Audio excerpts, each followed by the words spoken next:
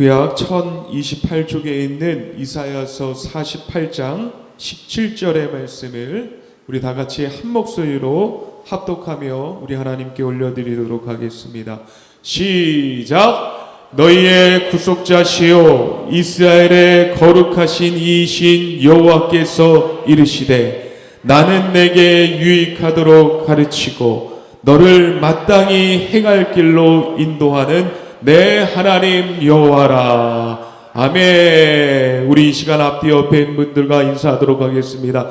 잘 오셨습니다. 사랑하고 축복합니다. 네, 사랑하고 축복합니다. 잘 오셨습니다. 이 한 해도요, 이 새해도요, 주님과 함께 시작했으니 주님께서 여러분들을 안전하게 지키실 뿐만 아니라 그 길길마다 여러분에게 주시는 귀한 은혜의 축복들을 함께 누리며 시작되어지고 끝맺을 수 있는 귀한 한 해가 되어질 수 있게 되기를 주님의 이름으로 간절히 축원합니다. 이 한 해가 기대가 됩니다. 할렐루야. 이 한 해가 하나님이 우리의 손을 굳게 붙잡았으니 우리도 주님의 손을 굳게 붙잡았으니 기대가 되는 한 해입니다.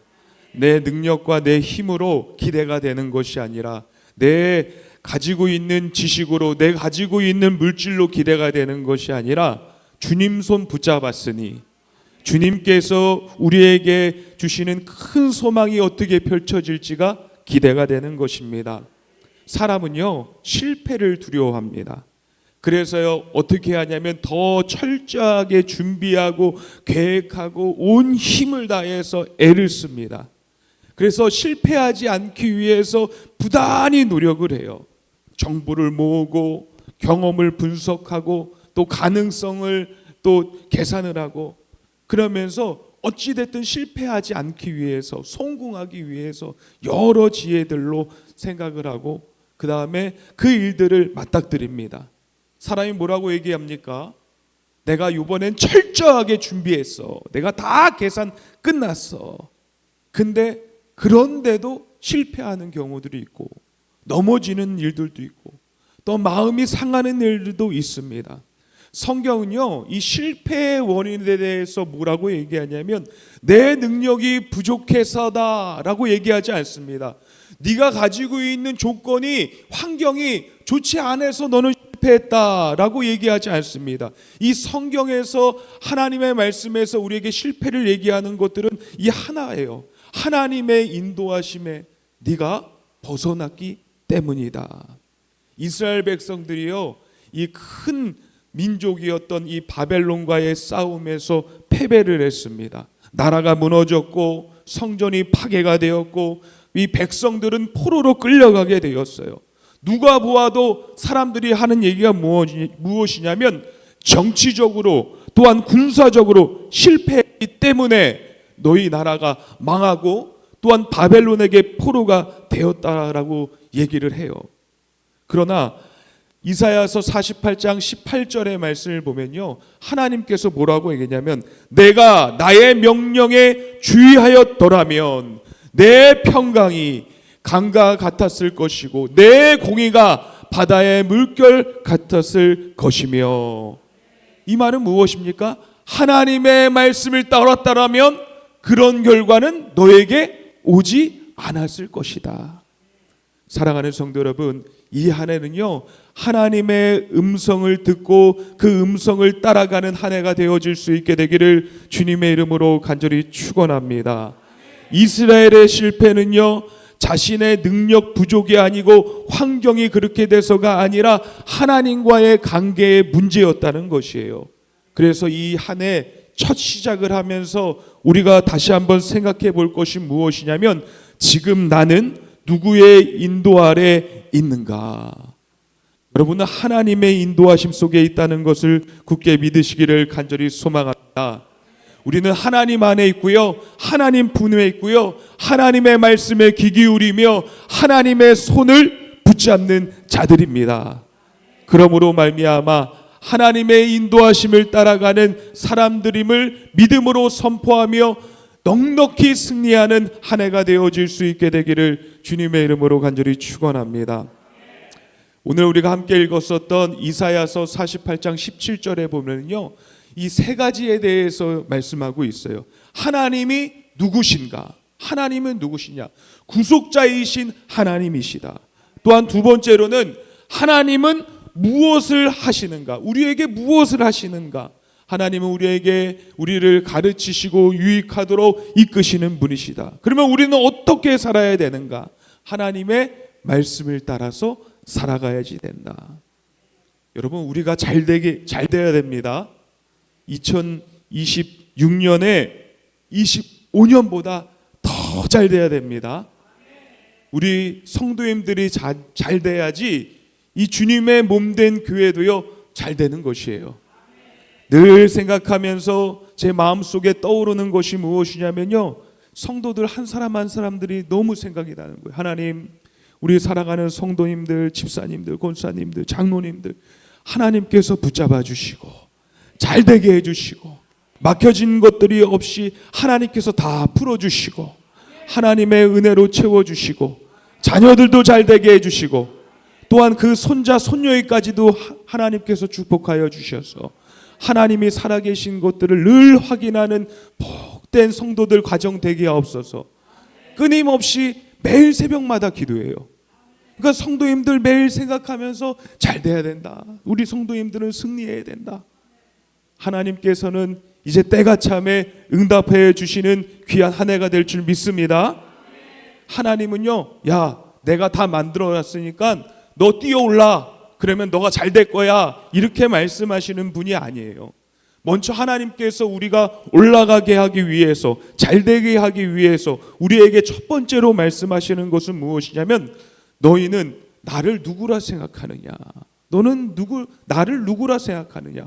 오늘 성경에서 뭐라고 얘기하냐면 하나님을 구속자라라고 표현하고 있습니다. 다 함께 따라하도록 하겠습니다. 구속자다. 하나님은 구속자다. 예, 구속자다. 이 구속자라는 것은 무엇이냐면 히브리어로 봤을 때 고엘이라는 이런 단어를 사용합니다. 이 고엘이라는 것은 무엇이냐면 이 히브리 사회에서 가장 무거운 책임을 지는 존재를 이 고엘이라고 해요. 이 사람이 어려움을 당했어. 그러면 그걸 누가 책임지느냐? 이 고엘 제도, 이 고엘이신 구속자이신 하나님께서 그 사람들을 대신해서 책임져 준다는 의미를 가지고 있습니다. 우리가 빚을 졌어요. 그러면은 하나님께서 우리를 구속하기 위해서 그 값을 대신 치러주시는 분이 우리 하나님이십니다.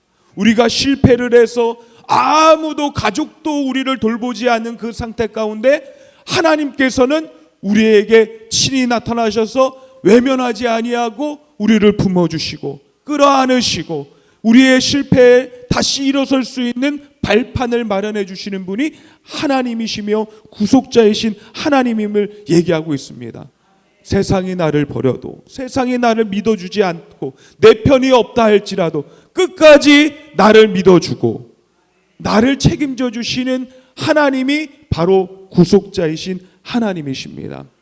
우리가 이 새해요, 우리의 믿음이 더 견고해지고요, 든든하게 세워지는 믿음으로 나아가야 되는 것입니다.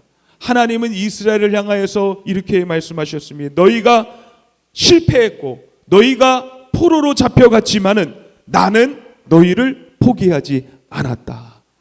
하나님은 우리를 포기한 적이 없으신 분이십니다. 하나님은 우리의 관계를 끊으시는 분이 아니라 우리의 관계를 끝까지 붙드시는 분이십니다. 이사야서 43장 1절의 말씀 우리 다 함께 읽도록 하겠습니다. 야고바 시작. 야고바 너를 창조하신 여호와께서 지금 말씀하시느니라. 이스라엘아 너를 지으신 이가 말씀하시느니라. 너는 두려워하지 말라. 내가 너를 구속하였고 내가 너를 지명하여 불렀나니 너는 내 것이라. 아멘. 하나님께서 우리를 향하여서 너는 내가 지었고 내가 너와 함께 할 터이니 내가 너를 구속할 터이니 너는 두려워하지 말라. 너는 내 것이다. 내가 끝까지 책임질 존재다 라는 것을 우리에게 말씀하시고 있습니다. 사랑하는 성도 여러분, 하나님을 어떤 분으로 우리가 인식하고 인지하며 믿음 생활을 하느냐에 따라서 그 인생의 방향이 달라지는 것입니다. 이스라엘의 문제, 포로로 잡혀간 이스라엘의 문제는 무엇이었냐면 하나님을 몰라도 너무 몰랐어요. 하나님을 형식적으로만 알았던 거예요. 형식적인 믿음은요, 하나님의 그 능력이 우리의 삶 가운데 오게 하는 것을 막게 됩니다. 예배는 드렸지만 인생을 맡기지 않는 예배는요, 잘못된 예배예요. 기도를 했지만요, 하나님께 기도를 하고 하나님께서 이렇게 해주세요 라고 얘기했지만은, 하나님께서 말씀하시면 그대로 따라하겠습니다 얘기했지만은 스스로가 결정해서 결단내고 자신의 방향으로 나아가는 것, 얼마나 안타깝습니까? 하나님의 말씀을 들었는데 좋은 말씀이었다, 너무나 은혜되는 말씀이었다 라고 얘기하면서 그 다음 날도 하나님의 말씀대로 살지 못하는 순종을 미루는 것들은 참으로 안타까운 것이고 형식적인 신앙의 모습입니다. 이사야서 29장 13절에 보면요, 이 백성이 입으로는 나를 공경하되 마음으로는 내게서 멀리 떠났도다. 하나님 믿습니다, 하나님 내가 찬양합니다, 하나님 경외합니다, 말로는 많이 했대요. 근데 그것도 하나님이 아시는 거예요. 마음으로서, 중심으로서는 그들이 하나님을 따르지 아니하고 믿지 아니하고 멀리 떠나서 자기의 생각대로 행했다는 것입니다. 사랑하는 성도 여러분, 2026년은요 우리의 뜻대로 신앙생활하기보다는 하나님께 이끌려서 하나님이 온전히 우리 가운데 임하시고 함께 하시는 온전한 바른 신앙생활들이 우리 가운데 확립되어질 수 있게 되기를 간절히 축원합니다. 하나님이 이끄신다는 것, 하나님께서 주도하신다는 것은요 항상 우리에게 유익을 주신다는 것이에요. 여러분, 유익이라는 게 뭡니까? 우리한테 좋은 것 아닙니까? 근데요, 성경이 얘기하는 유익과 우리의 생각하는 유익과는 좀 차이가 있습니다. 유익은요 평안한 것이 아닙니다. 유익은요 만사형통이 아닙니다. 이 히브리어로 보니까 이 유익을 뭐라고 했냐면, 당장은 아프지만 결국에는 살게 하는 것을 의미하는 것입니다. 당장은 조금 아플 수 있어요, 이 유익이라는 게. 그러나 결국에는 우리를 살리는 길, 우리가 잘되게 하는 길이 하나님께서 우리에게 주시는 유익이라는 것이에요. 여러분, 심하게 감기가 독감이 걸리면 어떡합니까? 끙끙 앓다가 막 열이 나서 끙끙 앓다가 나 이제 도저히 안 되겠다, 이제 병원 가야 되겠다. 그래서 의사를 딱 만나게 되면 의사가 뭐라고요? 많이 힘드셨죠? 이거는요 약만 먹고는 안 될 것 같아요. 주사를 맞아야 될 것 같아요. 저는 주사는 안 맞습니다. 주사가 왜 이렇게 아픈데 나는 그거 못 맞아요. 그래도 맞아야지 이거 빨리 낫습니다. 열도 내리고요, 이 아픈 통증도 사라져요. 주사 맞아야 돼요. 저는 안 맞습니다. 결국에 맞으면 어떻게 해요? 맞길 잘했다, 이제 살 것 같네 하는 게 바로 이런 거예요. 하나님께서 우리에게 유익을 주시는 것은 이런 모습인 것이에요.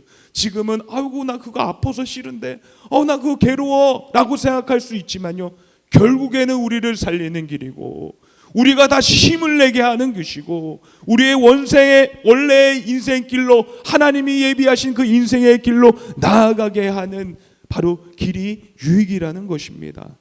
고통이 없는 치료는 없습니다. 그러나 유익의 고통은요 우리를 살리는 것이고 우리를 잘되게 한다는 것입니다. 이스라엘에게 이 포로의 생활 참으로 고통스러웠죠. 그러나 하나님께서는 이스라엘 백성들을 이 정화의 가정으로 이끄신 것이었어요. 이스라엘 백성들이 포로로 잡혀 있는 동안에 뭘 못했는지 아십니까? 교만을 하나님께서 꺾으셨습니다. 또한 그들이 섬겼던 여러 우상들을 완전히 제거하셨습니다. 그리고 이 포로 생활하는 동안에 하나님만 의지할 수 있도록 그들을 완전히 바꾸셨다는 것이에요. 신명기 8장 16절의 말씀 우리 다 함께 읽도록 하겠습니다. 시작. 내 조상들도 알지도 못하던 만나를 광야에서 내게 먹이셨나니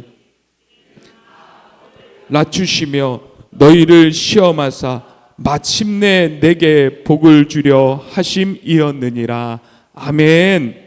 하나님께서 우리 이스라엘 백성들을 광야로 내모신 것, 우리를 낮추시고 우리를 시험하시고 결국에는 우리에게 복을 주시기 위해서 광야로 내모신 것이에요. 고통은 컸지만요, 결국엔 이스라엘 백성들이 하나님 앞에 나아가는 그 길들로 방향이 회복되어지게 되었다는 것입니다. 하나님의 가르침, 하나님의 인도하심, 하나님의 교육에는요 결코 낭비가 없습니다. 이 창세기의 말씀을 보면 여러 족장의 인물들이 나와요. 그 인물들 가운데 요셉이 있습니다. 꿈의 사람 요셉. 이 사람은 애굽의 총리가 되었죠. 근데 그 가운데 그 인생의 여정을 보면요, 이 높낮이가 있고 굴곡이 참으로 많은 사람이 바로 요셉이었습니다.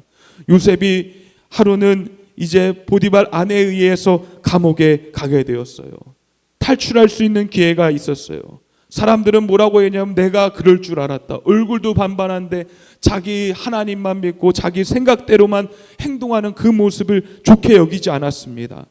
요셉도요, 감옥에 있는 것을 보면서 나는 이제 힘들다, 난 안 되겠다, 그런 마음이 품고 있었을지도 몰라요. 그러나 하나님께서는 요셉이 감옥에 있는 동안에 그를 훈련시키시고, 하나님께서 그를 구원의 통로로, 또한 총리로 사용하시는 통로가 감옥의 곳에서 일어났다는 것을 우리는 알아야 되는 것입니다.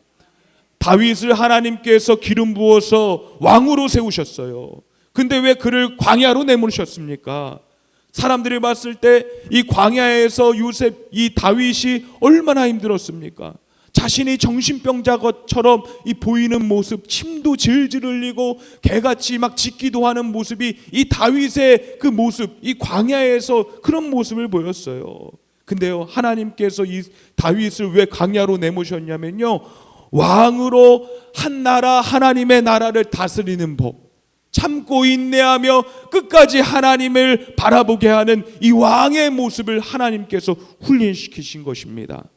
그래서 다윗이 이 온 나라를 통일하고 가장 부강한 나라의 왕이 되었지 않습니까? 하나님께서는요, 우리를 훈련시키시고 가르치실 때에 결코 해악을 끼치지 아니하시고, 또한 우리가 잘 될 수 있게 온전히 가르쳐 주시는 것입니다. 하나님의 주도하심 아래에 있는 인생은요, 헛된 경험이 하나도 없다는 것이에요. 하나님께서 우리를 주도해서 끌고 가시면요, 그 길 가운데 하나님이 예비하신 길이 나타나게 되는 것입니다. 여러분, 요즘에 차 운전할 때 내비게이션 사용하시죠? 예.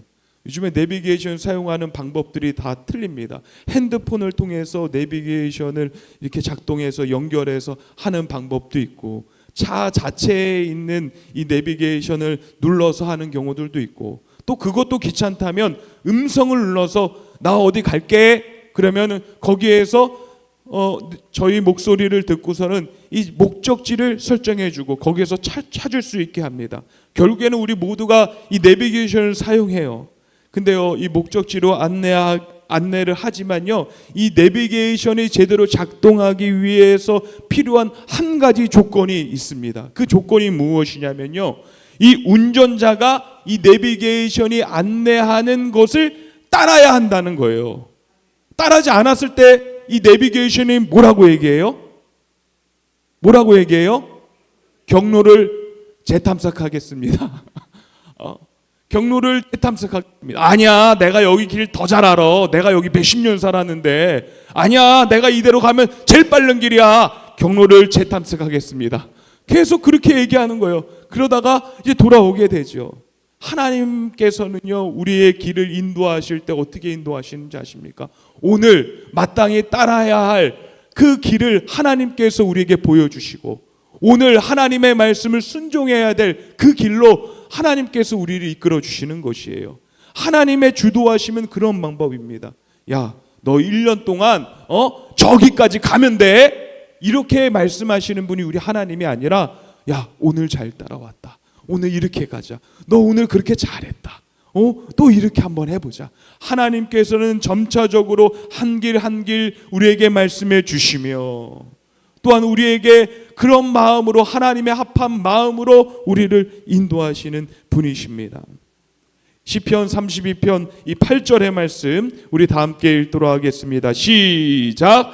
내가 내 갈 길을 가르쳐 보이고 너를 주목하여 훈계하리로다. 아멘. 이스라엘이 길을 몰라서가 아니라 알고도 걷지 않았기 때문에 하나님께서는 갈 길을 가르쳐 보여주시고 훈계하시고 그를 인도하시면서 온전히 그 길로 다시 나아갈 수 있게 하나님께서 이스라엘을 이끌어 주셨어요. 2026년 내 생각대로가 아니라 내 소견대로가 아니라 이 시대에 맞는 방법이 아니라 하나님의 말씀대로 따라감으로 말미암아서 여러분들 다시 올라가는 귀한 한 해가 되어질 수 있게 되기를 주님의 이름으로 간절히 축원합니다. 오늘 이 설교 제목이 뭐죠? 우리 다 함께 한번 읽어볼까요? 설교 제목 시작. 하나님의 주도하심을 따라 도약하라. 아멘. 이게 2026년 인천 성민교회의 표어입니다. 하나님의 주도하심을 따라 도약하라. 도약하라는 것은 올라간다는 것이에요. 근데 올라가는 게 내가 점프 뛰어서 올라가는 것이 아니라 이 올라가는 것은 무엇이냐면 하나님께서 우리를 끌어올리신다는 것을 의미하는 것입니다. 내가 그 자리에 있더라도 하나님께서 이 한 해는요 우리를 끌어올리시는 한 해가 될 줄 믿습니다. 도약은요, 이 도약하라라는 것은요 내가 계단을 뛰어오르는 것, 뛰어 올라가는 것을 의미하는 것이 아닙니다. 하나님께서 뛰어 올라가는 것보다 우리를 엘리베이터를 태워주신다는 것이에요. 그때 엘리베이터 태워서 올라갈 때 여러분 뭐 해야 됩니까? 단추를 눌러야 돼요. 하나님 말씀에 순종하겠습니다. 하나님 말씀에 따라가겠습니다. 단추를 누르는 그런 순종이 우리에게 필요한 것입니다. 그럴 때에 하나님께서 우리에게 올라가시는 일들이, 올리시는 일들이 우리 가운데 나타나는 것이에요. 믿음은요 점프가 아니라 맡김이라는 거예요. 순종이라는 거예요. 그러면서 하나님께서 우리에게 예비하신 그 길로 올라갈 수 있는 일들이 우리에게 생기게 되는 것입니다. 하나님은요 하나도 급하지 않으십니다. 그리고 결코 늦지도 않으시는 분이십니다. 아브라함에게 하나님께서 그에게 약속하신 것 반드시 이행하셨고 그에게 믿음의 조상으로 세워주셨습니다.